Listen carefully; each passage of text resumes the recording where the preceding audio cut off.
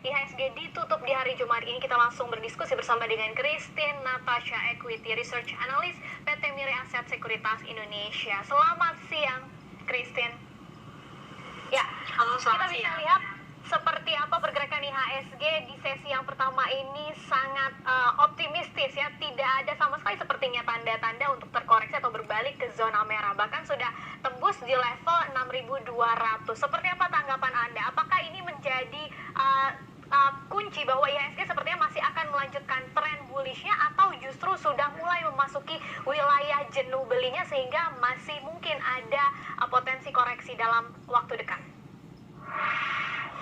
Kalau menurut saya ini didorong juga karena ini juga ada January effect dan memang sentimen-sentimen yang juga masih positif semua, dan kita lihat juga ekonomi kita juga akan membaik tahun ini, apalagi ini baru awal tahun dan kita juga baru mau mulai vaksinasi. Jadi saya lihat sih dengan juga inflow dari asing juga masih sangat besar ya. Jadi saya lihat memang potensi untuk kenaikannya masih besar untuk bulan ini ya. Iya betul. Nah kalau dilihat tadi untuk asingnya sendiri sekarang di sesi 1 sudah sampai 646,04 miliar untuk di pasar reguler saja. Apakah memang ini terkait dengan sentimen dari kerusuhan yang terjadi di Capitol Hill, karena justru ini membuat asing mengeluarkan dananya dari Amerika Serikat dan mungkin berada di Indonesia?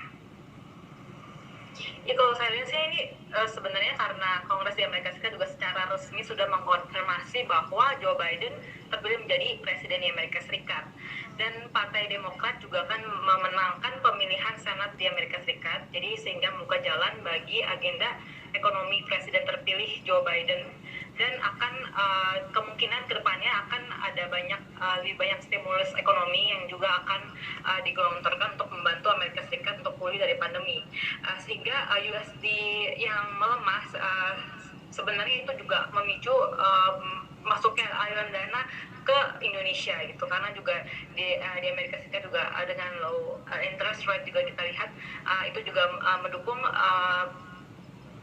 adanya inflow ke emerging market termasuk Indonesia gitu. Tapi di samping sentimen-sentimen positif yang tadi sudah kita bahas, dari dalam negeri sendiri masih ada masalah yang belum selesai, yaitu terkait dengan pandemi COVID-19 yang kasusnya bahkan sudah berada di 9.000 kasus aktif per harinya. Kemudian ada kebijakan terbaru lagi, PPKM yang rencananya akan dimulai tanggal 11 Januari mendatang. Seperti apa kira-kira dampaknya ke bursa saham kita? Sebetulnya dampaknya memang itu sebenarnya short term gain sebenarnya, namun PSBB yang diperketat ini kan sebenarnya juga pernah terjadi ya dulu ya. Sedangkan ketika dulu banget terjadi itu memang betul-betul market dipanis. Namun sekarang ini kita tuh udah diharapkan dengan vaksin yang sudah di depan mata. Waktu itu kan kita masih belum tahu ya vaksin kapan masuk. Tapi kalau sekarang vaksin udah tahu schedule-nya kapan gitu, sampai dengan Maret 2022, dan juga jumlah vaksin yang akan diimpor juga sebenarnya udah terlihat lebih ada progresnya dan schedule-nya juga lebih jelas. Makanya kita lebih melihat itu secara positif. Sedangkan untuk PSBB yang diperketat ini sebenarnya itu short term pain, tapi untuk long termnya lebih gain gitu, karena memang ini untuk mengurangi dampak penyebaran coronavirus yang saat ini memang lagi gencar-gencarnya. Namun sebenarnya kalau kita lihat ya, kita punya PSBB diperketat juga tidak separah dari negara misalkan UK atau Thailand yang sebenarnya belum lockdown gitu. Kalau kita kan sebenarnya PSBB diperketat aja gitu. Jadi dari rasio WFH WFO yang sebenarnya lebih banyak WFH, atau jam tutup mall yang jam 7 ditutup gitu kan. Jadi masih bisa beroperasi, hanya saja diperketat. Itu memang sebenarnya itu lebih karena sentimen sekarang lebih banyak positifnya gitu. Jadi memang lebih berat ke sentimen positifnya tadi ya, baik dari global terkait dengan pemilihan Joe Biden sudah resmi, kemudian juga Partai Demokrat yang menang, dan ada kerusuhan di Capitol Hill juga akhirnya membuat dana asing semakin banyak yang masuk ke Indonesia. Nah kalau dilihat secara IHSG sendiri, level mana lagi akan diuji IHSG setelah menembus level 6.200 ini untuk bisa melanjutkan penguatannya sebelum akhirnya kembali terkoreksi? Kalau menurut saya ada di resistennya itu di 6260. Jadi kalau misalnya bisa tembus lagi itu menurut saya masih bisa melanjutkan penguatan ke 6.300 gitu menurut saya. Jadi memang ada level-level psikologis ya, apalagi saat ini kita juga masih menanti vaksinasi. Nanti Pak Jokowi mungkin Presiden Indonesia juga akan disuntikan vaksinasi pertama kali, jadi maksudnya kita lebih confident gitu dengan vaksin yang nantinya ini sebenarnya efeknya itu tidak ada terlalu efek negatif gitu. Jadi maksudnya ya karena positif sentimen tersebut ya saya lihat sih maksudnya pasar masih merespon secara positif, apalagi sekarang dengan Joe Biden menang ya, mungkin sisi negatif di Amerika Serikat itu adalah mungkin pajak yang dinaikkan di Amerika Serikat itu sebenarnya juga membuatkan ke corporate di Amerika Serikat, dimana jadi investor gitu jadi melihat emerging market gitu masuk Indonesia terutama ya, jadi lebih menarik gitu dibandingkan pasar di Amerika Serikat, sehingga ya menurut saya IHSG masih berpotensi untuk menguat gitu sampai di level 6.300 kalau menembus level 6.260 begitu ya. Seandainya ternyata tidak sampai di level 6.260 kemudian harus pullback, akan seberapa parah koreksinya? Apakah kita akan mengalami koreksi cukup dalam seperti di pertengahan 2020 ketika PSBB kemudian diberlakukan karena ini akan ada PPKM, atau seperti apa? Kalau menurut saya untuk terkoreksi lagi seperti di 2020 sepertinya agak sulit ya, karena untuk 2020 kan itu kan memang sangat uncertain kan marketnya, apalagi juga pas 2020 kemarin juga pemilihan presiden Amerika Serikat juga belum terlihat gitu siapa yang terpilih, terus kita juga masih menunggu vaksin, perkembangan dari vaksin gitu. Tapi kalau untuk saat ini sentimen itu lebih positif gitu, karena Amerika Serikat kita juga tahu siapa pemenangnya, apalagi sekarang Senat juga dimenangkan oleh Partai Demokrat.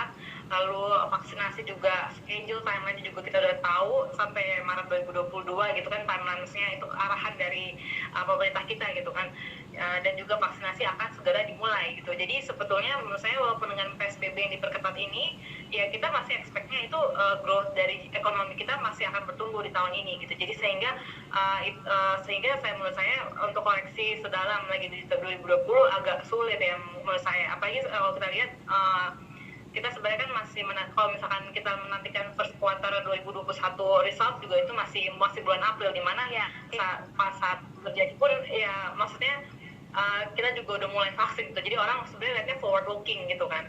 Jadi untuk fourth quarter 2020 resultnya walaupun jelek pun kita juga ngelihatnya nanti di 2021 punya earnings gitu. Jadi menurut saya ya untuk terkoreksi secara signifikan dalam lagi untuk tahun bulan ini juga saya lihat enggak sih. Apakah masih mungkin ke bawah level 6.000 karena kan sempat menyentuh level 5.929,048 di pekan kemarin. Apakah di bawah 6.000 ini masih mungkin ketika nanti terjadi koreksi, atau kemungkinan level 6.000 ini masih cukup kuat sampai setidaknya akhir Januari nanti? Menurut saya level 6.000 ini masih cukup kuat sih menurut saya. Kemarin itu kan memang kita juga masih menantikan ya apakah seberapa parah ini PSBB-nya, lalu kan dari wait and see dari market akan pemilu untuk Senat Amerika Serikat di Georgia juga waktu itu, makanya sempat terkoreksi sedikit gitu ke 5.900. Kalaupun terkoreksi sepertinya masih berada di level psikologis 6.000 begitu. Nah, kalau dilihat secara sektoral hari ini yang membuat IHSG juga naiknya cukup signifikan adalah sektor pertambangan, khususnya untuk saham-saham yang ada di holding BUMN pertambangan begitu ya. Antam, kemudian juga Timah, Inco dan lain-lain ini melesat sangat signifikan. Seperti apa sih prospeknya untuk saham-saham pertambangan ini, khususnya nikel atau juga batu bara? Kalau menurut saya sih ini prospeknya memang positif ya, secara sentimen positif, dan kalau kita lihat memang terrefleksi juga dari harga nikel, batubara juga yang saat ini trennya itu memang naik gitu kan. Jadi kita lihat juga dari aktivitas ekonomi di China, di mana China juga negara penghasil barang gitu kan. Jadi maksudnya dengan aktivitas ekonomi PMI China juga yang ekspansi terus gitu, saya lihat mereka kan terus menyerap banyak komoditi. Jadi dengan aktivitas China meningkat dan berarti ini harga komoditi ini sebenarnya cenderung untuk meningkat gitu. Jadi kalau kita juga secara 8 bulan berturut-turut ekspansi juga kan PMI mereka. Begitupun juga dengan China export order yang ternyata kalau kita lihat dari 4 bulan terakhir trennya memang masih bagus gitu. Jadi dengan monthly export value dari China yang meningkat dan tertinggi dalam 5 tahun, jadi ini menandakan bahwa demand atas produk-produk China ini juga masih meningkat, dimana ini akan menyerap lebih banyak komoditas gitu ke depannya. Kalau untuk nikel ya, jadi kita lihat trennya juga masih naik, apalagi dengan LME juga tertinggi sejak September 2019, dimana kalau kita lihat ini akan terus masih positif, dan juga kalau kita lihat dari construction juga kan masih expansion gitu di China, juga disupport juga dengan One Belt One Road, yang dimana ini sebenarnya lebih ke jangka panjangnya, dimana ini juga akan membutuhkan banyak nikel gitu ke depannya. Jadi selain dari steel production meningkat, kita juga lihat adanya EV battery, permintaan EV battery yang nantinya juga akan meningkat setelah Joe Biden terpilih nih, karena mereka juga lebih green energy kan ke depannya. Jadi itu akan meningkatkan permintaan dari tins juga. Jadi itu tins, antam gitu, antam nikel itu maksudnya itu masih positif gitu. Dari berapa saham pertambangan, Antam ini kan memang menjadi salah satu yang larinya sangat kencang gitu ya. Apakah sudah kelihatan ada indikator-indikator harga saham Antam ini sudah memasuki wilayah jenuh belinya? Memang mungkin agak sedikit jenuh beli sih menurut saya ya, tapi sebenarnya kalau dari segi sentimen memang masih positif kalau menurut saya. Maksudnya story-nya masih panjang gitu kan, jadi belum lagi nanti ketika mulai dibangun pabriknya segala macam. Jadi ya kalau dari segi biasanya saham itu kan selain fundamental juga harus didukung oleh sentimen kan. Jadi kalau sentimen masih positif, jadi memang pasti ada pullback ya. Pullback itu sepertinya adalah koreksi sehat yang dimana kalau orang udah beli banyak, mereka akan membukukan keuntungannya dulu dalam short term. Namun kalau secara sentimen masih positif, biasanya harga saham tend to positively improve gitu going forward gitu. Lagi saat ini kan dari Mirai sendiri, dengan melihat fundamental Antam, kemudian juga secara sentimen masih positif, sebetulnya ada target harganya di tahun ini sampai seberapa tinggi sih Antam? Ya kalau kita lihat sih sebenarnya udah melewati dari target fundamental ya. Cuman ya kita sih ngelihat sih trennya masih positif gitu ya. Maksudnya kalau misalkan masih positif terus ya, kita melihat sih mungkin tembus 3.000 masih potensi gitu ya. Namun kalau kita lihat dari segi valuasi, memang valuasinya sekarang kita melihatnya tuh lebih di luar perkiraan gitu kan, karena memang valuasi sudah terlihat cukup mahal, sedangkan earningsnya belum terlihat gitu kan. Jadi kita sih sebenarnya melihat trennya aja dulu sih. Sebenarnya trennya kalau kita sih melihatnya masih positif gitu. Entry levelnya sendiri mungkin bagi yang ketinggalan kereta begitu ya, mau masuk ke Antam sebaiknya menunggu koreksi sampai di level berapa sih? Jadi kalau saya lihat sih di 2.600 itu ya ada support kuatnya sih di situ ya. Kalau saya tembus ke bawah lagi itu berarti mungkin bisa akan pullback ke 2.500. Tapi kalau misalnya bisa stay di atas 2.600, saya rasa untuk pekan depan mungkin ada potensi untuk melanjutkan kenaikannya untuk pekan.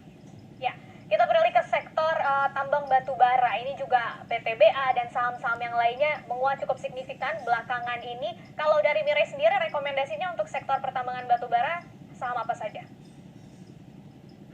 Ya, kita suka sih Harum, Adaro, PTBA ya, itu masih suka sih untuk itu 3 company tersebut ya. Ya selain karena juga harga batubara, kalau kita lihat juga masih dalam tren positif, apalagi dari China juga masih membutuhkan electricity yang cukup banyak ya. Jadi untuk batubara companies. Ya, untuk tahun ini sendiri ada potensi banyak perkiraan yang mengatakan bahwa tahun ini akan menjadi tahunnya commodity cycle. Apakah Anda juga berpikir bahwa ini memang tahunnya untuk komoditi atau seperti apa? Menurut saya sih memang ini tahunnya untuk komoditi. Pertama karena kalau kita lihat sih USD currency itu tend to weaken nih, jadi melemah. Yang mana itu sebenarnya kalau US dollar melemah itu positif untuk commodity prices gitu.